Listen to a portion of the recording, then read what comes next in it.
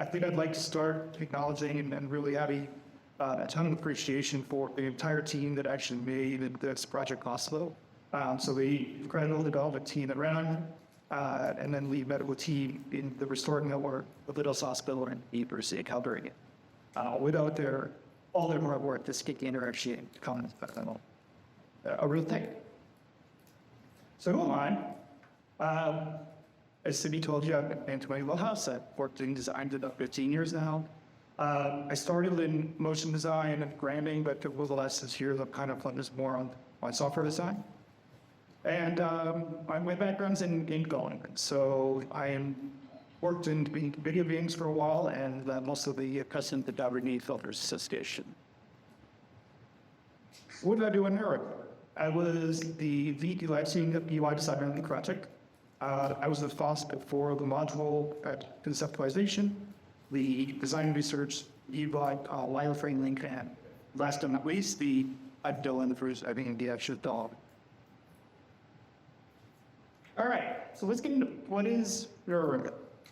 The two-sentence statement that we put out, NeuroRecoVR is a stroke rehabilitation platform utilizes simulated activity modules to aid in closed stroke recovery.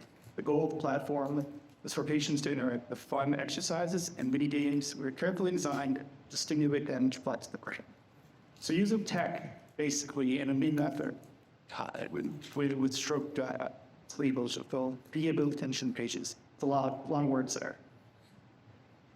So why would we build something like this? Well, there are some challenges with traditional stroke rehabilitation right now.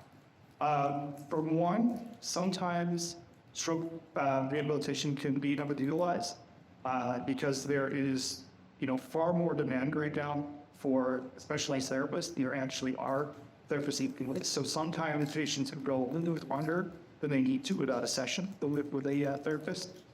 This leads to it also being somewhat more expensive. This certainly isn't as much of a problem in Canada as it is in the United States, but the costs can rise pretty rapidly with specialist treatments.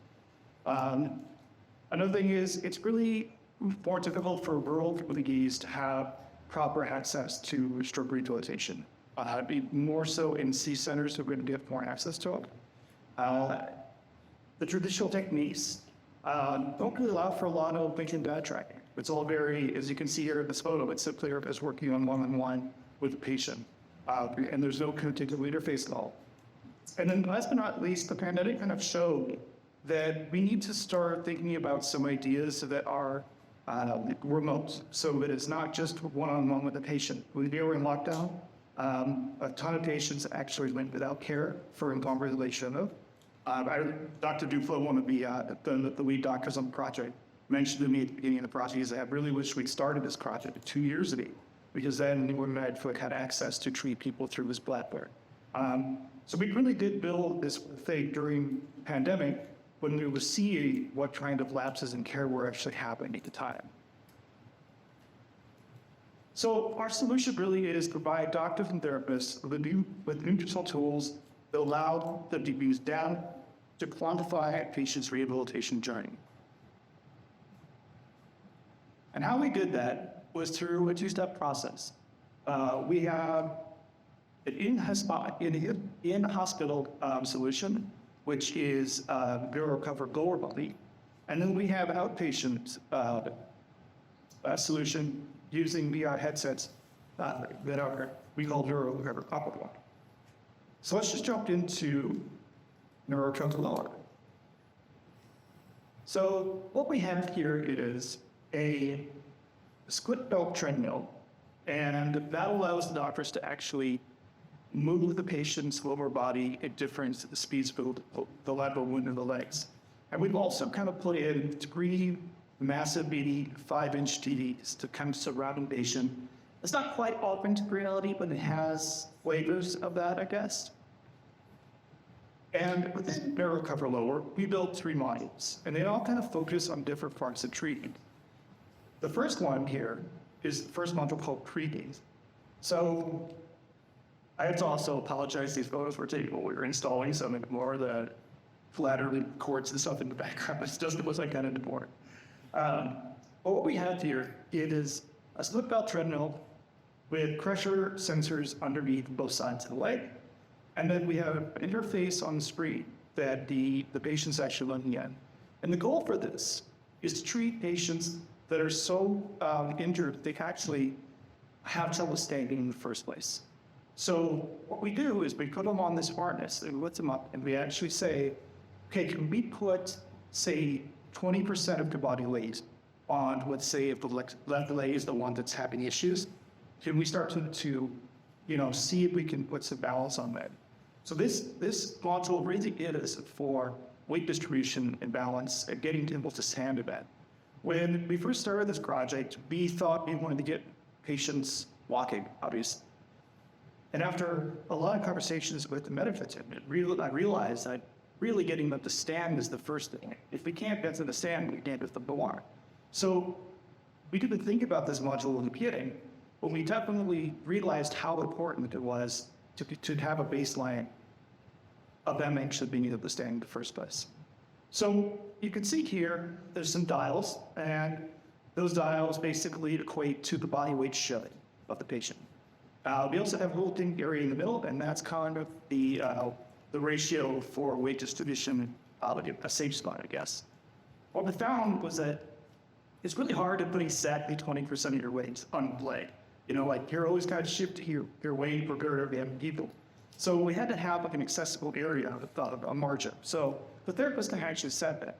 If someone's having a lot of trouble, they may widen it to say 50%, because then the fluctuations aren't as bad. But as they're starting to get more and more refined, they can tighten that space so it can be long, specific. And then you have those quarter rays around the outside. Those extend all the way around, and those are timers. So the therapist says, we want you to put 20% of your weight, and we want you to hold it for a minute or a minute and a half. Those timers will allow the patient to actually see how long they have left. And we track all this. We track all the data about how much weight they're able to do, how long they're able to hold position. And the therapist has full control over the type system. This goes on to our second module, the gait module. So gait is another term for basically walking or stride length, or just your normal walking movements.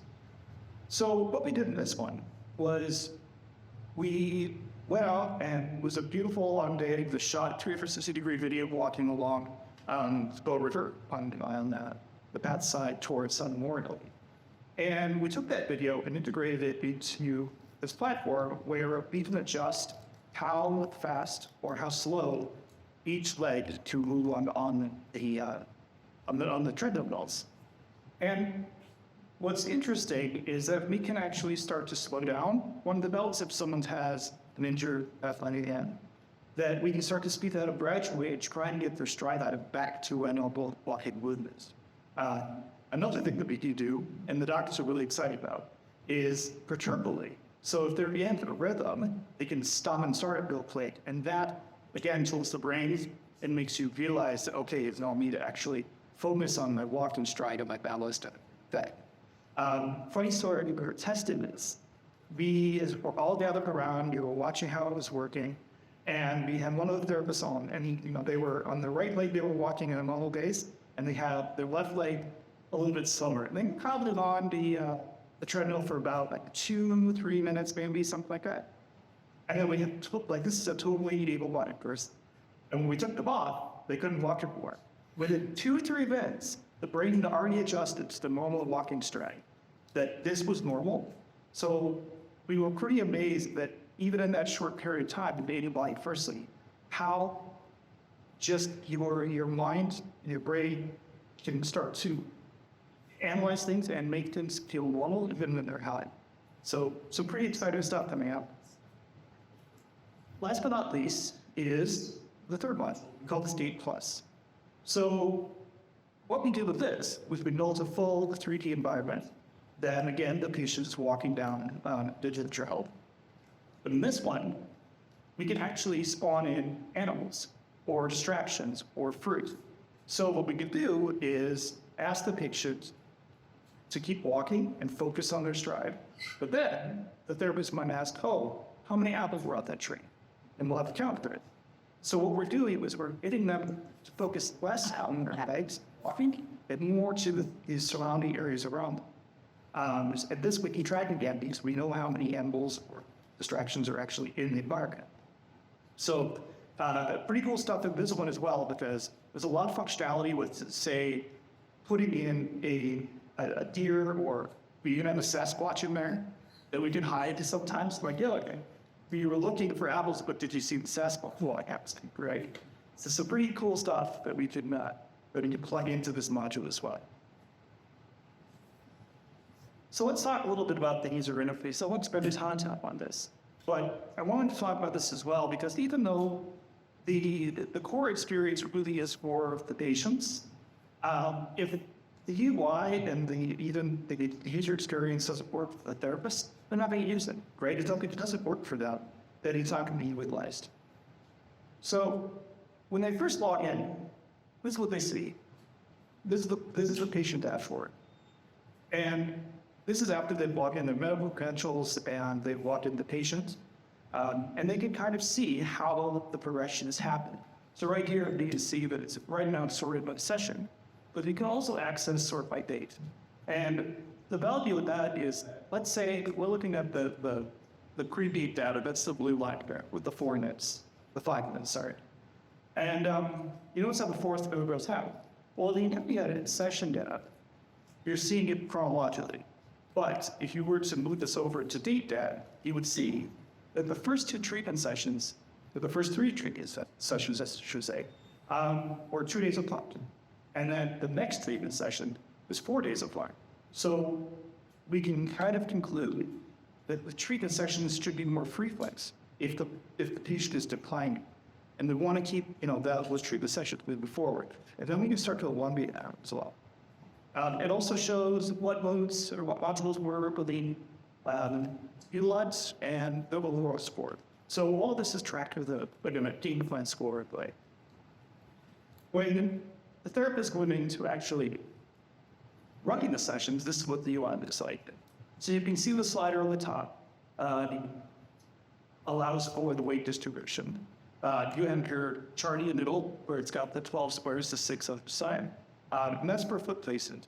And the therapist might want the patient to, stand with their weights evenly distributed across the body. And they could be just fine. But if they need to step forward, that engages an entirely new set of muscles. So you wanted to have the flexibility of not only lateral movement, the forward and back movements for the testing. And then, when you hit the start button, it basically is just a recording session. So there's a clock running and it's reporting month data. So this is the UI for the gate module. Like I said, we took some video at the Bow River. And then we also took stuff in Canmore on Mount Tat. We always want to put the patient in a comfortable state, in a comfortable environment. And you're very lucky to live in beautiful working poles where we can utilize the exterior to help with this. As you can see on the left-hand side, the therapist has access to beach belts. And then there's a locking mechanism in the middle that they can move both belts at the same time. There's also the boxes below. So that's in case the therapist wants to plug in a specific speed for the belts. So they want 1.1 meters per second on the left leg and 2 meters per second on the right leg. They can just plug those in. Again, all this. And here's the last one, the Gate Plus. There's a lot more going on in this for sure. We also we have the split belts and the mills that are popping in the bowl. But then we also decide which animals and fruits and distractions are actually in the sea. So when you have them checked on, each one of them has their own bucket basically that has all of the variables that it can spawn in there. So for example, the size at the top, 1 and 2 and 4 days, it always starts at the actual legitimate size of the animal, and then we can blow that out. I'll tell you right now, the deer at 4x is just a monstrosity. It looks huge. But it can be good because it can provide a distraction, really. Why is there this massive deer that looks like the size? Can't call it. So lots of interesting uses for this, for sure. And the hacker Naira. Then we can move into the Amplify. So We knew that we wanted a two-phase system. We had originally only started with NeuroRecoVR Albert, but it was the doctors and therapists at Foothills and Mississippi that really said that this whole split up solution was what we did to start. So we said, okay, well, let's try to develop, and I'll let vendors that would come pull it off. The first module for this is basically analyze by. Again, we're using our animals in a very comfortable environment. We wanted the first module to be used as a kind of a starting place where you can put a patient in virtual reality and not freak them out. I mean, there's a lot of us becoming with a deep adult and there's a background. First thoughts, okay, let's put them on mood shooting, right? That'd be fun, but it doesn't really work with the demographic because the majority of patients that we're seeing coming in are elderly, and elderly people generally have not been in virtual reality before. So we wanted to make sure that we had to be, we wanted to be able to make sure that we put them in an environment where they felt comfortable enough to say, wow, this is really amazing, not just completely overwhelmed and disoriented all the time. So yeah, basically this is a nice spot. The system asks the patient to point out animals. Hey, do you see the dog? Do you see the deer? There's a number of variables that we can play with this. How many animals are spawning in that environment? How the blush of the forest? How far away are they? These are all things that they can determine. We build LMs on, and she'll talk about building them. And then the timing. So this is all down to your hand tracking. I'll mention as well. One of the things that we knew pretty early on was that if we were going to do work with VR, we had to implement headsets that had hand tracking on them because fine motor function in the hands can be difficult sometimes. So what we wanted to do was allow for people to actually use their hands and virtually space. So when their hand is closed, their hand actually pointing at the end. But if they open their hand to L, then almost a little laser comes out with the finger, and it'll have what is a spark that they found the animal, and you get some feedback that they did a good job. If they find the wrong animal, we'll get to the avatar a little bit later. They'll say, oh, maybe that's not the right one. You just keep on looking. We're always trying to put people in a comfortable spot and give them positive reinforcements.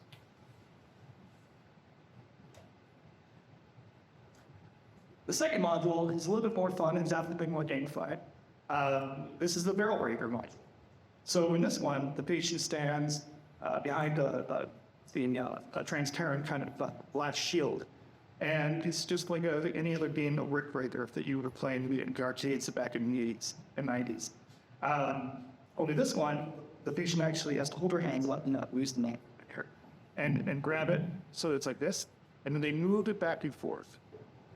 And these are all seated. We wanted to make sure that we were trying to rehabilitate the upper body function, but we didn't want anyone to fall over.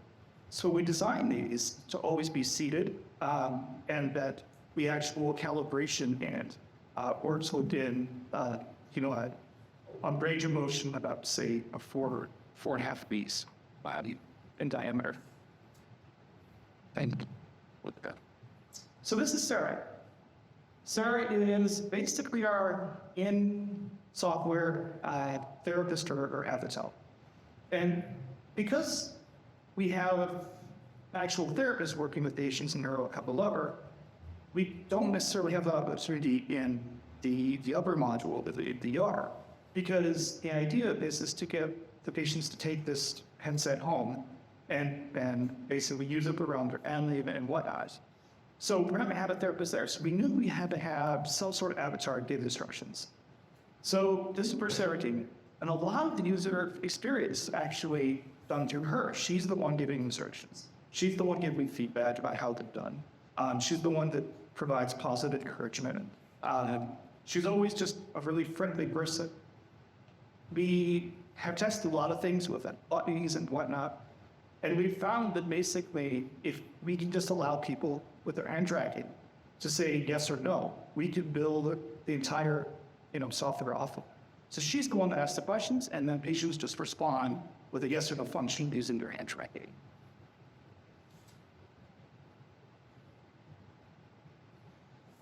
The progression system. Oh, levels are up. All right. So the professional system took us a good amount. Within each of these levels, there are set variables that need to happen for set difficulties. And what we need to do is be able to track how the patient performs and then analyze that so that either A, we know that moving up a level, they're staying the same, or they move down with something was too difficult.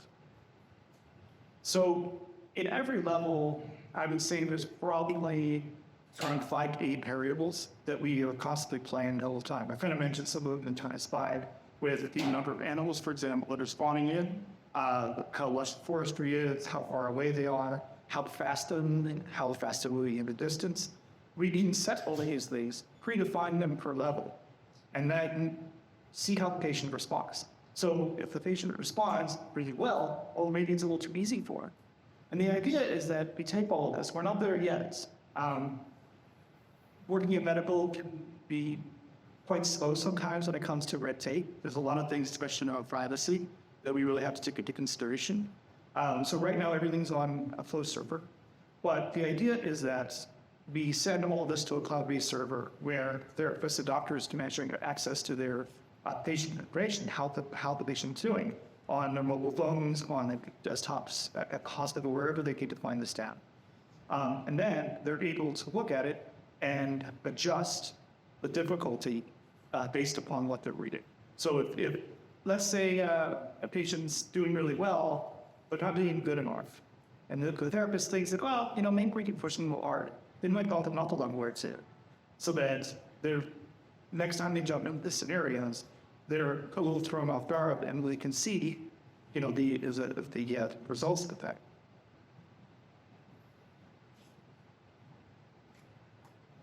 Another thing that we learned pretty early on was designing for equity of VR is so extremely important. You would not believe the little things tell people off. Stroke rehabilitation in the best of times is incredibly frustrating. So to try to do this with the technology, you have to make sure that you're doing every possible thing you can to make sure the patient is actually comfortable within the scenarios they're in. So one of those is at height. Like I said, all of the VR scenarios, the modules were developed so that the patient would see it. Well, the first time we tested it, the patient didn't let us adapt and understand. So we thought he was safe enough to do it. We had a home notice. And he was doing fine until he had to add character to the UI. And that's because the UI was designed to be down here because he was supposed to see it. So he kept on kneeling down, and we were concerned using the follow through. Luckily, he didn't produce a very thin paper hat. But height really matters. So now we have a calibration on it so that we can read and how high the patient is actually functioning as a working this stuff. Another thing was speed time. When we first started the project, we had all the models in the guns were white, and not necessarily like as a Caucasian, like white gloves almost. And even that through the lock, because if you're used to looking at your hands, you have to be tired life, and then we see them in a different scenario, they don't look like hands anymore. That's really important that the patient has that comfort level again. So now we have designations for skin tone that we can bring there. And it made a world difference, and made a world difference for different niches, I'm sure. So that's kind of just an overview. I feel like I went really fast. But this kind of phase is how we kind of navigate our patients through it. So Cree are generally the ones that have from most disability and are not even able to walk. But we can lead them to this system if an autonomous family walking on with distractions around them. And then when they go back home, actually having them keep rehabbing through a VR headset as den training is one. We currently have these 5 modules. We're working on new ones. I've got a number of games designed that I think would be really fun in VR. And we'll have to see where it goes. So thank you. That's really all I got. I said it was a short game.